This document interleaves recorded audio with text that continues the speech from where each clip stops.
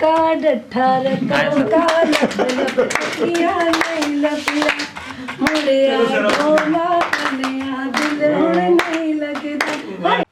जी अस्सलाम वालेकुम व्यूअर्स, कैसे हैं आप लोग। मैं उम्मीद करता हूं कि आप लोग बखैर व आफियत होंगे। जिस तरह आपको पता है कि मेरी एक पहले वीडियो आई है और जिसमें अमार इजाज सियाल साहब का तफसीली इंटरव्यू आप लोग देख चुके हैं।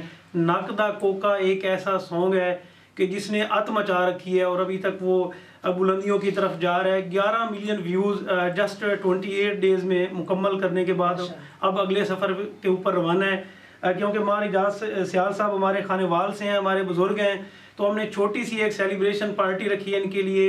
11 मिलियन व्यूज़ की खुशी में हम केक लेके आए हैं और आज हम वो काटने लगे हैं और हमारे इजाज सियाल साहब को जो है अप्रिशिएट भी करेंगे और मुबारकबाद भी देंगे। तो आप हमारे साथ रहिएगा। Thank you.